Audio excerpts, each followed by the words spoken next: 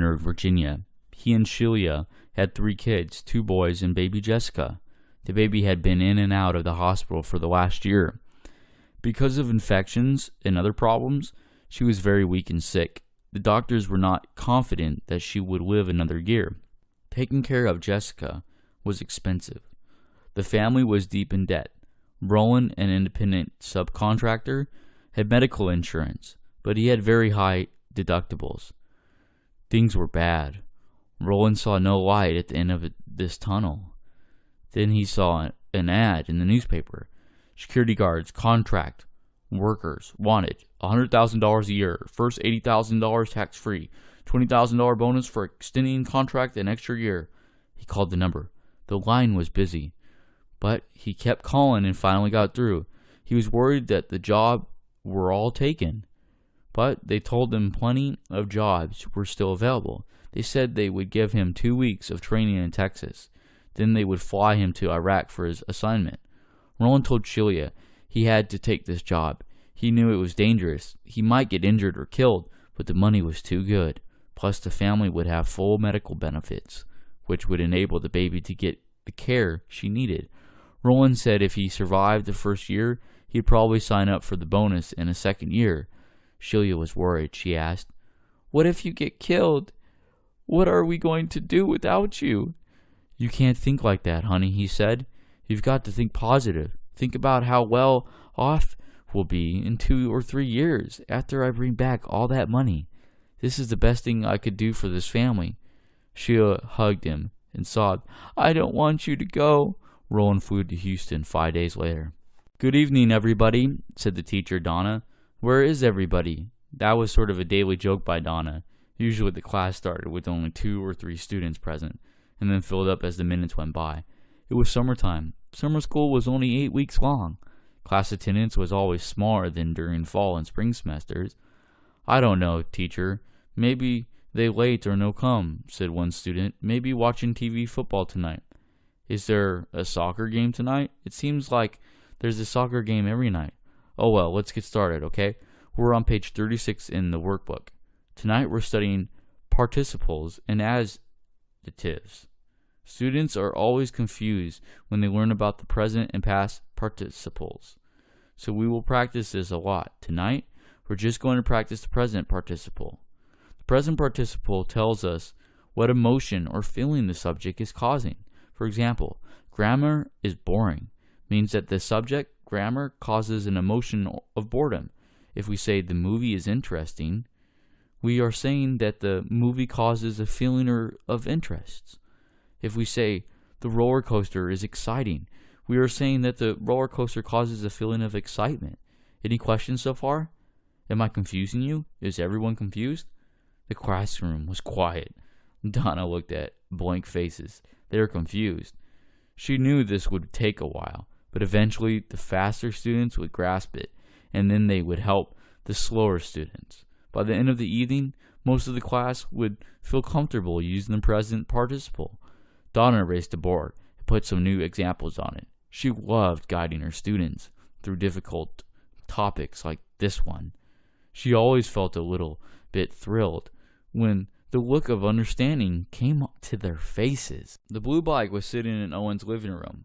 He had no kickstand, so he had wedged the front tire in between 2 bookshelves so that the bike would stand upright. Both tires were flat. Dust covered the bike. However, no household spiders had set up a website. When was the last time I rode this thing, he wondered as he looked at it.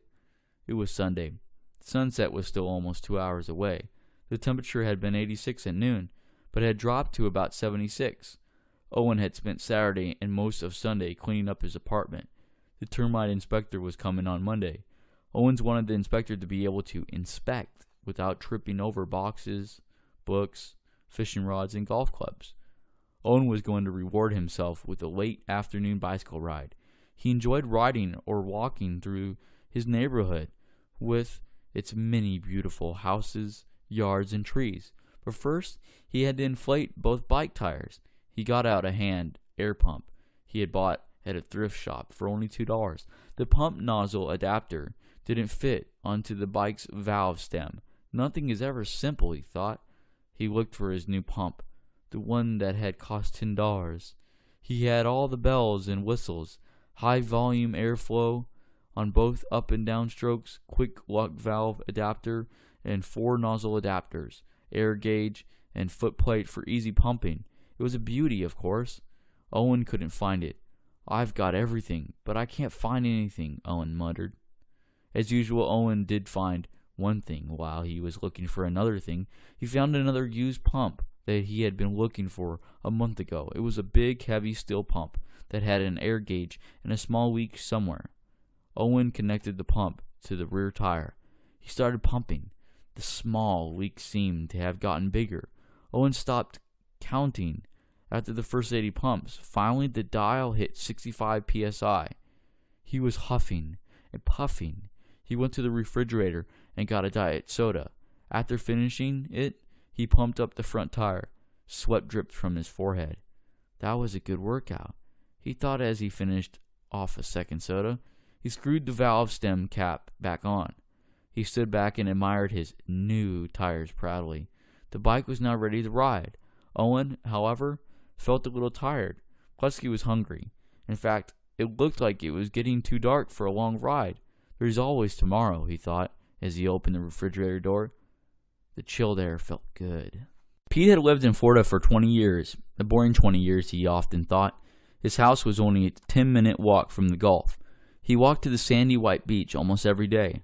Bob's Liquors was at the corner, halfway to the beach. It was the only store within a mile. It sold cold beer and cigarettes, which were the only two things that interested Pete today. The owner of Bob's was Bill. Bill had bought the store from Bob, but never renamed the store. Bob's has a nice ring to it, he told curious customers. Also, of course, keeping the old name saved him money, time, and trouble. When the water was unsafe, the lifeguards would put red flags all up and down the beach to warn swimmers to stay out of the water. Today was a red flag day. Fierce riptides and lots of jellyfish were predicted for the next 48 hours. Although windy and completely overcast, it was a warm September day. Pete stopped at Bob's. Bill said hello and told Pete to be careful because of the riptide reports. He asked, "What'll it be today, Pete?" Pete ordered the usual, a pack of cigarettes and beer. Bill put the six-pack into a double paper bag because that helped keep the beer cold longer. Pete paid him and said goodbye. He walked out the door and crossed the 2-lane street, not bothering to look in either direction. The flags were flapping loudly. Small waves were splashing onto the beach. Seagulls were walking at water's edge. Low thunder rumbled occasionally in the distance. An irregular line showed where wet sand met dry sand. Pete sat down on the dry sand. He opened the can of beer and lit a cigarette. There was no one else at the beach except the woman walking away from him, stopping frequently to examine seashells. Pete watched the Pelican dive into the water. Far away on the horizon, a stationary ship floated. Pete was a strong swimmer. He had learned to swim when he was 4 years old. In grade school and high school, he won numerous swimming and diving tournaments. His parents had high hopes that he would compete in the Olympics. Pete opened the 5th beer and lit yet another cigarette. The woman collecting seashells had disappeared from sight. He got up and walked into the water. When the water was almost thigh-high, he felt the current tugging at him. A jellyfish stung him from behind his right knee. He took a final drag on a cigarette and flicked it into the water. He finished the beer, filled the empty can with seawater, and threw it back onto the beach. He looked at the ship. Then he dove in and started swimming. When Winnie and Arnold bought their house at the end of a cul-de-sac in 1980, they thought they had died and gone to heaven. There were only 4 houses on the street. Between their house and their neighbor's house was a dirty pathway. The path led to a city-owned dog park, where dog owners could let their dogs run free. But there was no parking lot for dog owners' cars. Dog owners had to park on the street and then walk their dogs to the leash-free park. In 1980, no one seemed to know about the park. The only people who used it were the people who lived in the neighborhood. The neighbors used to joke that they had their own private dog park. Those were the good old days. Things have changed. The park has become like California in the gold rush days. Everyone knows about it. A dog may be man's best friend, but 1,000 dogs certainly are not. Over the years, the neighborhood association, consisting of about 70 houses nearest to the park, has begged the city council to reduce park hours. It is open from 7 to 7 days a week, but some dog owners actually arrive at 6, saying that they needed to beat the rush to save walking distance. Others park in neighborhood driveways. Others bring boom boxes and play music loudly in the park. Others knock on neighborhood doors and ask to use the bathroom. Weekends are even worse than weekdays. Whole families spend the day with their dogs. People, dogs, noise, and trash are everywhere. "We're stuck here," said Arnold. "I've been trying to sell my place for 5 years, but when buyers see all this dog traffic, they take off running. What a joke. This place was heaven when we first moved here. Now it's hell." The city council has ignored the neighborhood associations' pleas for help. A council member said, "We have to meet the public demand. This no leash park is very popular. I'm sorry, but if the homeowners don't like it, they can always move. This is a free country, you know." Daniel needed a new carburetor for his car. Well, not a new one. A new one would cost at least $250. Even a rebuilt one would cost about $110. The cheapest thing to do was to go to a salvage yard. California has about 50 salvage yards. Most of them are in Southern California. The yards range in size from 10 acres to 70 acres, holding anywhere from 300 to 3,000 abandoned, wrecked, or cheaply sold cars. The yards are usually located outside of downtown but near a freeway ramp. A salvage yard might pay you up to $200 to take your rundown car off your hands. Before they place it in the yard, however, they will remove all its liquids: oil, gas, coolant, brake fluid, transmission fluid, power, steering fluid, and windshield washer solvent.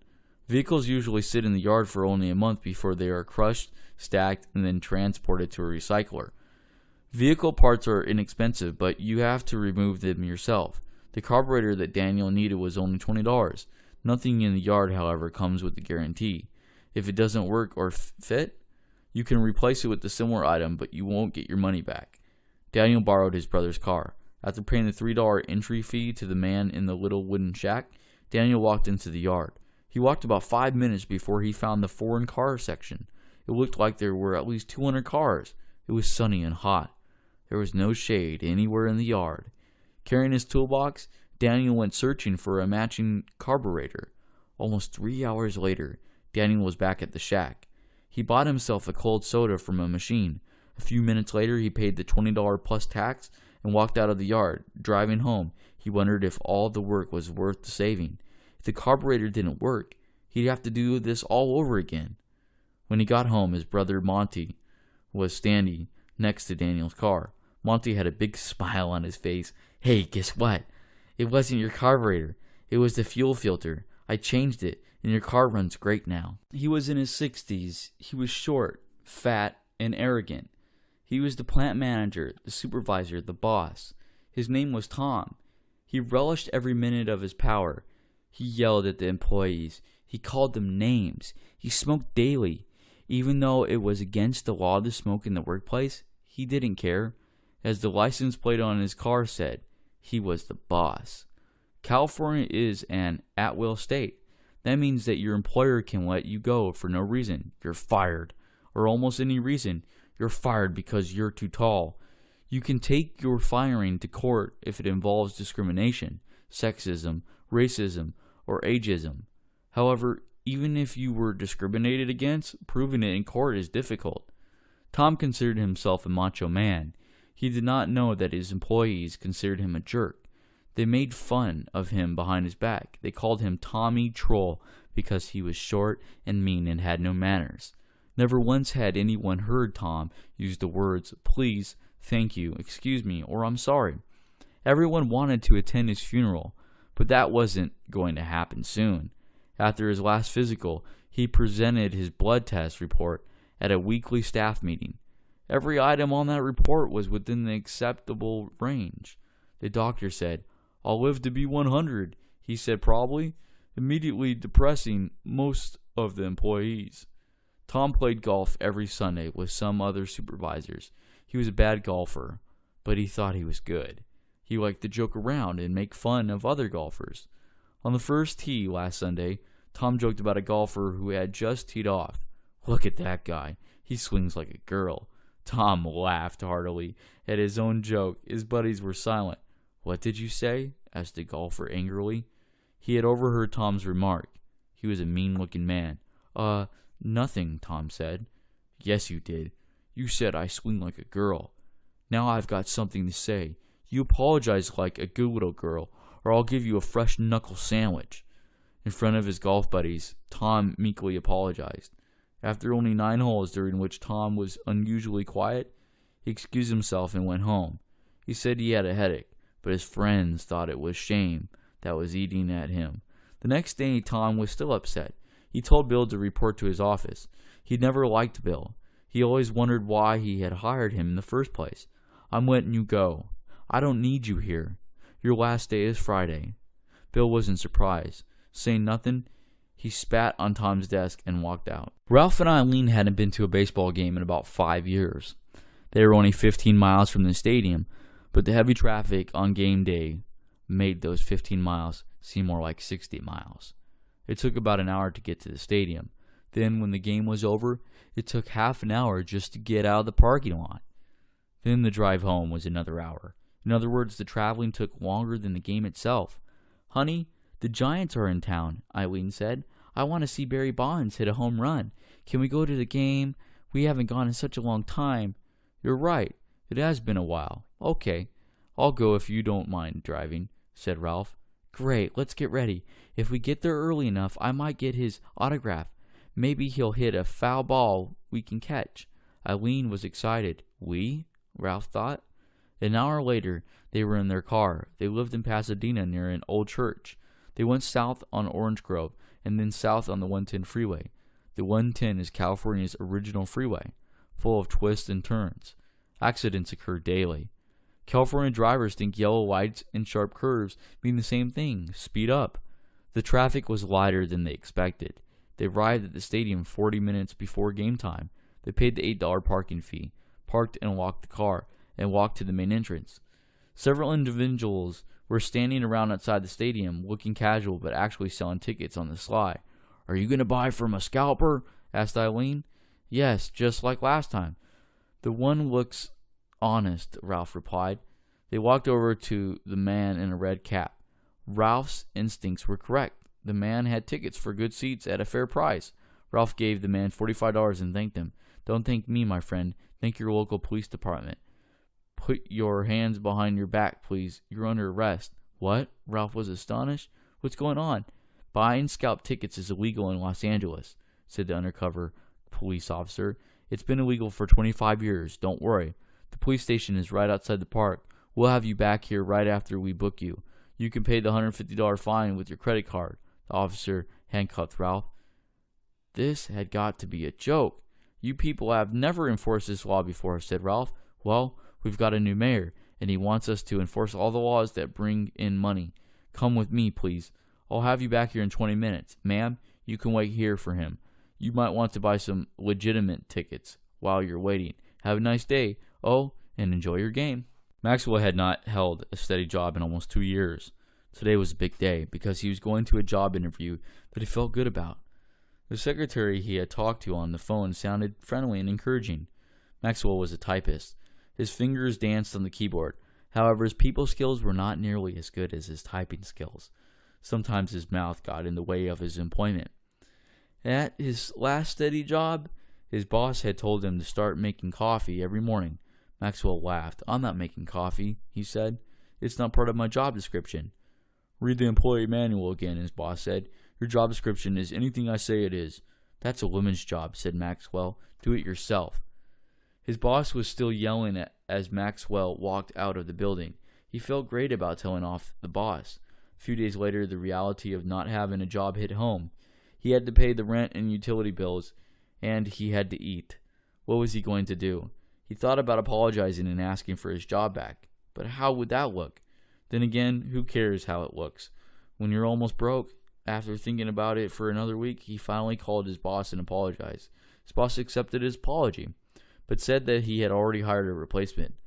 Maxwell contacted a contemporary job agency, which provided him enough occasional work to pay his bills.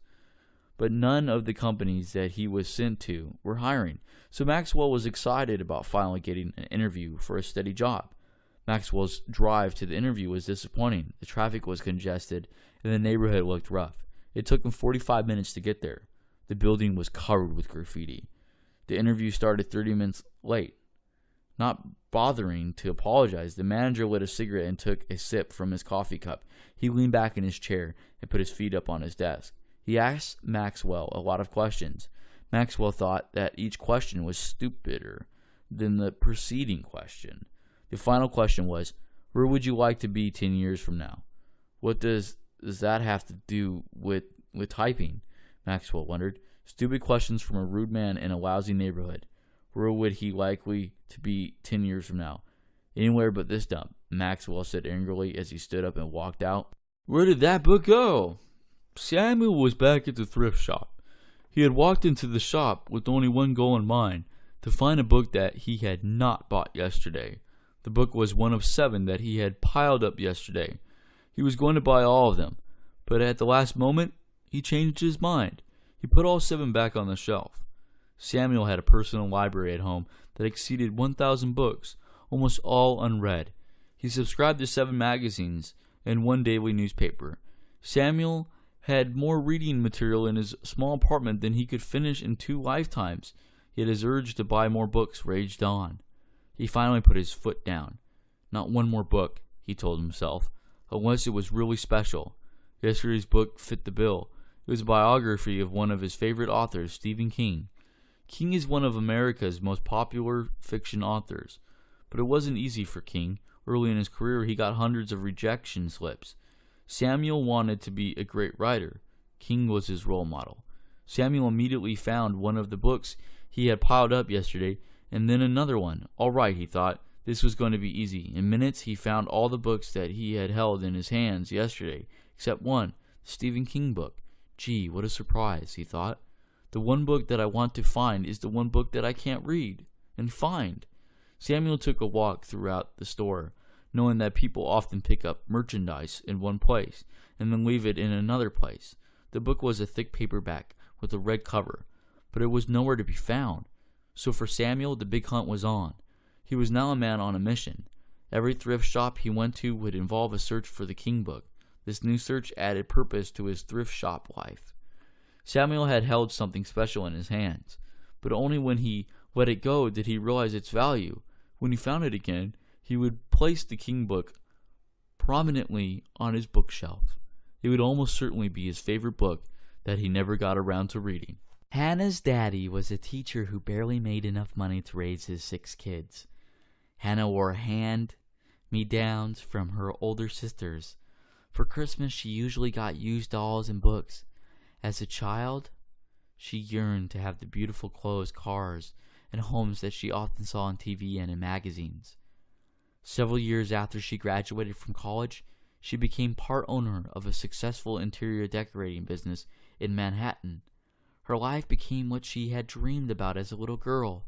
A successful businesswoman, she had a handsome, wealthy fiancé. She owned her own co-op near Central Park. She took skiing vacations in the winter and exotic cruises in the summer. At the age of 30, Hannah was on top of the world. Then she underwent a routine health checkup, and her perfect world crumbled. Her doctor told her that she had pancreatic cancer. Surgery was necessary to determine how much the cancer had spread. Hannah was operated on a week later. The surgeon suspected that cancer had spread to vital organs. 10 days later, the lab confirmed his suspicions. Hannah's doctor said he could treat her with chemotherapy and painkillers, but it was just a matter of time before the cancer killed her. She asked how much time. He guessed that she had less than a year to live. How can this be? Hannah wondered. Doesn't this always happen to someone else? A couple of weeks later, she visited another cancer specialist. He examined her and read her medical and lab reports. He said he agreed with her surgeon. If you have any once-in-a-lifetime plans, do them now, he advised. Instead, Hannah spent her last months in her co-op, tended to be by hospice workers. Her family and friends visited her regularly. The moment before she died, she opened her eyes and tried to say something to her fiancé. She squeezed his hand weakly. She was in constant pain. Her fiancé said at the end she could barely whisper. She weighed 80 pounds when she died. I can't believe that God allows things like this to happen to people. Dylan's car was 20 years old, but the faded paint made it look even older. His friend Joe told him no girl would ever go out in a car that looked like that. So Dylan took the car to a paint shop and got it painted dark blue for only $200. He was very pleased with the new look. The car stereo did not work. Joe told him that no girl wanted to be in a car without a good sound system. So Dylan bought a nice stereo and installed it himself. Months went by. One day, Dylan told Joe that no girl had ridden in his new car yet. That's because there are other problems, Joe told him. Like what? Well, you don't exactly have the world's best personality, Joe said. That's a little more important than a paint job. So Dylan told Joe he would ask a psychologist to give him a new personality. Recently, Dylan had a new problem: gasoline. He smelled gas after he started his car. He smelled it while driving the car. Was he driving a bomb? What if someone tossed out a cigarette near his car? Would it explode into 1,000 pieces? Pieces that included Dylan? That night, he opened his car manual. It was a well-thumbed book. He had a car problem at least once a month, and he was always looking up ways to fix the problems. He thought this might be a carburetor problem. The next day, he took his toolbox out to his car. He opened the hood. He started up the car and looked all around the carburetor for a gas leak. He could smell the gas, but he couldn't find a liquid trail. After a few minutes, however, he found the source of the problem. It was the fuel line. All right, he thought. All I have to do is buy a new line and install it. But it wasn't long before he realized that this was a job for a mechanic. So he got into his car, opened all the windows, and drove to the closest mechanic. The mechanic quoted Dylan a price of only $50. He told Dylan to come back in an hour. Dylan walked down the street to the coffee shop and bought himself a cup of coffee. He read the paper, drank the coffee, and then walked back to the shop. We couldn't fix it, said the mechanic. The fuel line wasn't the problem. You need a new fuel pump. A new fuel pump? How much is that? Dylan asked. Parts and labor. I think it'll be about $200. We'll have to special order the pump. This car is so old that they might not even make pumps for it anymore. Do you want me to try to order it for you? You'll have to put the money up first, of course. Let me think about it. Here's the $50 I owe you. I'll give you a call when I decide what to do. But Dylan had already decided what to do. He had bought his car for only $1,100, but had put over $3,000 in it since then. When he got home, he called the car donation corporation. They would take care of the car off his hands for free. Enough was enough. It was time to let it go. Jody liked her apartment. She had a beautiful view to the south. A nearby tree was home to 2 squirrels. She liked to watch them. So did her cat. Mrs. Neely owned the apartment building. She was an old lady who spoke with a thick Norwegian accent. Jody and Mrs. Neely got along very well. Mrs. Neely said that Jody reminded her of her daughter, who had died in a car crash years ago. Mrs. Neely was a widow. She kept busy by volunteering at the local library and senior center, an excellent baker. She often brought bread and pastries to Jody. You're trying to make me fat, laughed Jody one day. How will I ever find a boyfriend? I still can't believe that Prince Charming hasn't found you, said Mrs. Neely. Maybe you're just too pretty and too smart for the young men around here. Jody was going to graduate school at night. She had a day job as a teacher's assistant in the 4th grade. She loved teaching kids. The principal had already told her that a full-time teaching job was hers after she got her master's degree. Aren't there any nice boys in your graduate classes, Jody? Mrs. Neely asked. There are some, said Jody, but they're either married or have a girlfriend, or are too focused on getting their degree. And don't forget, I have to concentrate on graduating, so I really shouldn't be dating anyway. "Well, that's just a shame," said Mrs. Neely. "You're too pretty to be alone. But don't worry. You keep doing your homework, and I'll be on the lookout for you." She winked at Jody. Jody smiled. She loved Mrs. Neely. Mrs. Neely died not long after that conversation. She had a stroke while mixing some batter for cookies. An ambulance took her to the hospital, where she died a day later. Her son, Ned, was Mrs. Neely's sole hire. Ned had been married and divorced 3 times. None of his wives had anything nice to say about him. Ned didn't care. He was looking for wife number 4. Ned introduced himself to Jody right after Mrs. Neely's funeral on Saturday. He knew about Jody because Mrs. Neely had told him about her. Ned said he was afraid that he might have double her rent. Also, no pets were allowed in the building. "You'll have to take your cat to the pound," he said. "In that case," she said, "I'm moving out." "I was joking, of course." "You're very pretty," said Ned. "Thank you," said Jody. "Come to dinner with me at Ches Mason tonight, and we can discuss your apartment and your cat." Ned had an air of confidence that Jody found mildly attractive. That might be nice, she found herself saying. Ned told her he would pick her up at 8 and left. Jody wondered if she was doing the right thing. She didn't even know this guy. Oh well, she thought. It would be nice to eat at a fancy restaurant for a change. She picked up some cat food on her way home. Uncle Harry had no answering machine because hardly anyone ever called. Most of his friends and relatives were already dead. He had outlived them all, even though he smoked and drank most of his life. So much for all their talk about clean living, he sometimes thought. The only person who talked to Uncle Harry regularly was his nephew Teddy. Teddy called several times a week just for a few minutes to say hello and see if everything was okay. Some days Teddy had to call twice or more because Uncle Harry didn't answer the first phone call. When he finally did get through, Uncle Harry would chastise Teddy for his bad timing. "How do you always manage to call me when I'm in the bathroom?" he would ask. Tuesday morning, Teddy let the phone ring 10 times. He then hung up and went back to work. That afternoon he called Uncle Harry again. No answer.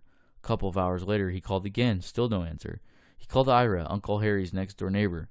"Hello," said Ira. "Hi, Ira, this is Teddy." "Hi, Teddy, how are you?" "Oh, I'm fine, Ira. But I'm a little worried about Uncle Harry. I called him 3 times today and he didn't answer once. I don't think he could have been in the bathroom all 3 times, do you?" "No, I don't think so," laughed Ira. "He does complain about that, doesn't he? Anyway, I'll go next door and see what's up. If he doesn't open the door, I know where he hides his spare key. I'll call you back in a bit, okay?" "Okay, Ira, thanks a lot," Teddy said. A while later, Teddy's phone rang. It was Ira. He sounded shaken. "Teddy, I'm sorry it took so long. I have bad news. Harry didn't answer the door, so I used his spare key. He was dead, Teddy. I'm sorry." "Oh my gosh, that's terrible." "I called the hospital, and they told me to call the coroner's office. The coroner said they were too busy and wouldn't be able to make it here until tomorrow or the day after." "What happened? Did he fall? Did he die in his sleep? Is he lying on the bed with a peaceful look on his face?" "Not exactly, Teddy. He's lying on the bathroom floor with a look of surprise on his face. We can move him to his bed later, but right now I've got to go home, Teddy. I think I might be in shock or something. I don't feel right." It was an old clock, but it still told the correct time. The face had a faded picture of Andy's parents taken when they were newlyweds. Aside from some photos, the clock was the only memento Andy had of his mom and dad. His father died of cancer in 1964. Then his mom moved to a private nursing home. She had many friends there. The nursing home, however, went bankrupt. They moved her into a state nursing home. She hated it there. She asked Andy to help her move into a private nursing home again. She had spent most of her husband's savings on living expenses at the first nursing home. Andy said he would try, but Andy had no savings. He was a sergeant in the army, and all his money went to his wife and 3 kids. He called his older brother Frank, who was single and had a great job. Frank was an avid deep-sea fisherman and was interested in buying a large boat for weekend use. "Frank, I don't have the money now, but you do," Andy pleaded. "Just pay for Mom, and I'll owe you for half of the nursing home costs." "You'll owe me? You don't have 2 nickels to rub together, and probably never will. I'll get stuck for the whole bill. What about my boat?" "What boat?" "Never mind. Let me think about it, and I'll get back to you." Frank never sent his money to his mom to move into a private nursing home. Alone and unhappy, she died in the state nursing home only a year later. Andy never forgave his brother. Many years went by. Frank's health declined. He called up Andy one day. "Andy, I feel really bad about not helping out Mom. I was too interested in getting that boat. The older I've gotten, the more guilt I feel. My days are numbered, Andy. I was wondering if you would send me that clock, just for a little while. I want to beg Mom to forgive me." Andy was very reluctant to part with his clock, but he did feel a little sorry for Frank. Frank died 10 months later. One of Frank's nieces, Flo, was the executor of his estate. Flo had hired a lawyer to help her Uncle Frank rewrite his will in his dying days. Strangely enough, Flo got everything. She made sure Uncle Frank was buried a day after his death. No announcement was made about his funeral, which Flo kept private. At the 20-minute service, Flo was the only mourner. Flo sold Uncle Frank's house, car, and boat within the week. Everything of lesser value went to a charity. His cash and stocks, of course, were already safely in her name. When Andy discovered that his brother had died, he called Flo to ask about his clock. "Oh," she said, "that went to a charity, with everything else. You didn't really want that old thing, did you, Uncle Andy?" "Uncle Andy? Hello?" Well, that was rude, she thought. Travis and Paul were best friends in the 9th grade. They didn't like anything about school except the girls and the baseball. They were both on the junior high baseball team. Both wanted to be Major League Baseball players when they grew up. On Thursday, baseball practice lasted for 2 hours at their school. After practice, Travis and Paul were hungry and thirsty. Between them, they had $2.05. There were a small grocery store 3 blocks from the school. "What can we buy for only $2? asked Travis. "We could split a soda and a candy bar," replied Paul. "That's going to be hard to do, since I like orange soda and you like root beer," said Travis. "And I hate peanuts and candy bars, and you love them," said Paul. As they approached the store, they were still thinking about their problem. One solution, of course, was for one of them to pick the soda and the other to pick the candy bar. The problem was that solution would be that one of them would still be thirsty and the other would still be hungry. "Wait a minute," said Paul. "I've got an idea." They stopped, and Paul told Travis's idea. Mr. Cobb was a store owner. He had no use for kids. They were little people with little money. His eyes narrowed as he saw the boys approaching the store. After they entered the store, Travis walked over to the big cooler that was filled with ice and sodas. Paul walked over to the candy bar section. "Mr. Cobb, you don't have any orange soda," Travis said. "Yes, I do. Just dig a little. You'll find one." Travis dug for a minute. "I still can't find one." "Are you blind? I'll be right there." Mr. Cobb started digging through the ice. Paul immediately put 2 candy bars into his trousers' baggy pockets. He patted the pockets down a little bit. "Look, orange soda. What did I tell you?" "Thank you, sir," Travis said. As Travis was paying for the orange soda and the root beer, Mr. Cobb looked at Paul. "You're not buying anything." "No, sir. We just wanted some sodas." "Then why were you looking at the candy bars?" "Just to see if you got any new brands, sir." Mr. Cobb's narrow eyes got narrower as they moved slowly from Paul's eyes to his shirt, to his pants, and to his shoes. "If I ever catch you stealing from me, I'll chop off your hands. You hear me?" For emphasis, Mr. Cobb reached down beneath the countertop and pulled out a butcher knife, sharp and shiny. Both boys were startled. They ran out of the store. "Come back here. You forgot your change," Mr. Cobb yelled at them. Maria and Lisa were best friends. They shared a 2-bedroom apartment in Hollywood. Maria was a clerk at a clothing store, and Lisa was a clerk at a supermarket. Their hours varied, so they didn't get to spend a whole lot of time together. But last weekend, both were off work. "Let's go to the beach," suggested Maria. "That's a good idea," agreed Lisa. "Which one?" Well, I would prefer an uncrowded beach, because I think I've put on a few pounds recently. I don't want any boys seeing my fat. Oh, please, said Lisa. You eat so little. Ounces don't turn into pounds. How about Zuma Beach? That's pretty far north of Santa Monica Beach, so it's just right. Not too crowded and not too empty. That sounds good, said Maria. The drive to the beach took more than an hour. When they got there, the hot and sunny Hollywood weather had become cool, windy, and overcast beach weather. Both of them had been to the beach many times before, so they were not surprised by the change in weather. They put on their jackets, shoes, and socks and headed north to hunt for seashells. Within an hour, they had collected about 20 beautiful shells into a plastic bag. They were still walking slowly north when they heard a roar. They turned around to see a four-wheel, all-terrain vehicle coming rapidly towards them. The driver braked at the last moment. Sand flew onto the two girls. They both screamed. The driver was wearing a jacket that said Beach Patrol. He got off the ATV and started yelling at them. What are you two doing here? Can't you read the signs say private property? They say no trespassing. Get out of here, both. I'll write you a ticket and have you arrested.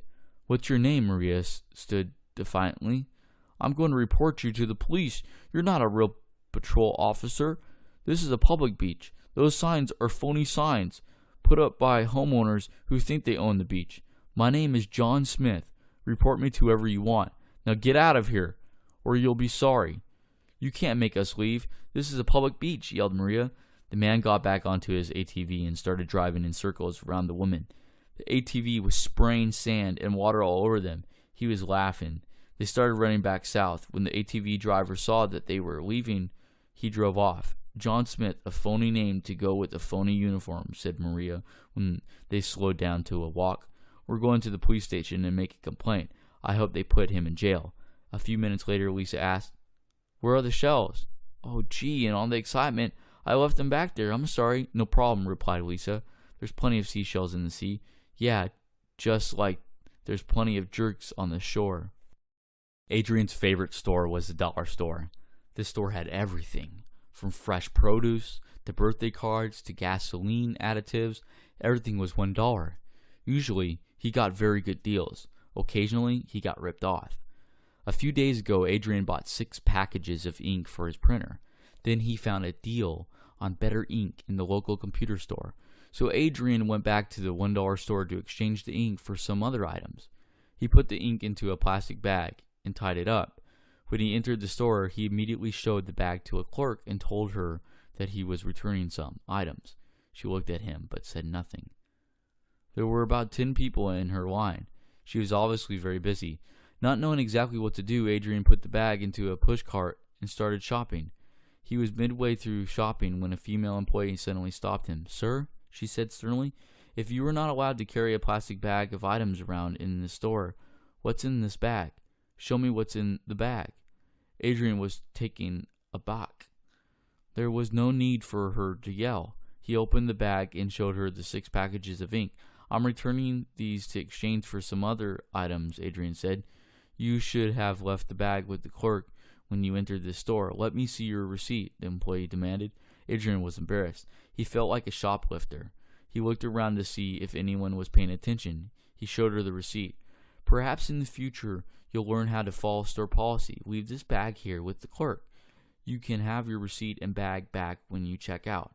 By the time Adrian had finished shopping and exchanged the items, he was angry. How dare she treat him like a criminal? He went looking for her. He wanted an apology. He found her in the produce section and asked what her name was. She mumbled something. He asked her again, and this time he heard Ursula. Ursula what? He asked. She yelled at him, Ursula, and stormed away. When Adrian got home, he called the store's corporate headquarters. This rude employee was about to lose her job, he said to himself. He described his unpleasant experience to a customer service representative. She was sympathetic. Our employees are taught to be polite. We will not tolerate such behavior. Give me your phone number, and I will call you back. 2 days later, Adrian received a phone call from the representative. I'm sorry, she said, but there's no one at that store named Ursula. Can you describe her? I'll find out who she is, I assure you. We do not tolerate rude behavior, nor do we tolerate lying to customers. By this time, Adrian had calmed down. He didn't really want the employee to lose her job. He told the representative to forget about it. It was 10 p.m. Fritz said goodnight to his wife. She was watching TV. He went to bed. Tomorrow was a big day. It was his last day of work. 30 years with the federal government. 30 years of flying out of town for weeks on end. 30 years of interviews, meetings, and heavy briefcases. Tomorrow it would all be over. Not that he didn't like it. He had enjoyed his career. Fritz felt blessed. His father had had a tough life as an unskilled laborer. Whenever Fritz was a bit discouraged or upset, he thought about his overworked and underpaid father. He thanked God for his own good wife, and for the fact that he had been able to make his dad's last year comfortable. His 2 children were married and had their own careers. His wife Paige kept busy with, among other things, her bridge club. She had tried to get him interested in bridge, but without success. Fritz was content with his own Friday night poker group. Friday morning he went to work for the very last time. Those who knew him well would miss him. Fritz was a genuinely nice guy. He never had a bad word to say about anyone. Some people might have thought he was a little dull, but he was intelligent, a hard worker, and a team player. He had taken only 3 weeks off of sick leave in 30 years. A small group took him out to lunch. When he returned from lunch, the whole office gathered around for cake, ice cream, and farewell card, and a few short speeches. They presented him with various going-away gifts, including a big paperback U.S. Atlas. It listed all the modals, campgrounds, national parks, tourist spots, and other information to help guide a leisurely traveler throughout the good old USA. He had told his friends that he and Paige were going to spend a couple of years visiting all the places that he had never gotten to explore while there on business. As a final gift, his supervisor told him to take the rest of the day off. Paige's car wasn't in the driveway when he got home. She was probably shopping for some traveling clothes. Maybe she was out arranging a dinner at a restaurant that evening for just the 2 of them. That would be nice. But something was wrong. When he hung up his jacket, he saw that the bedroom closet was half empty. Paige's clothes were gone. Her shoes were not on the closet floor. Confused, he looked around the bedroom. He saw an envelope on the lampstand. Inside it were 2 pieces of paper. One notified him of a divorce proceeding. The other was a handwritten note from Paige. "I'm so sorry," it began. She said that her lawyer had told her to wait until today. If she had sought divorce a year earlier, like her boyfriend had suggested, she would not have been able to qualify for 50% of Fritz's pension. She hoped that he would find it in his heart to forgive her.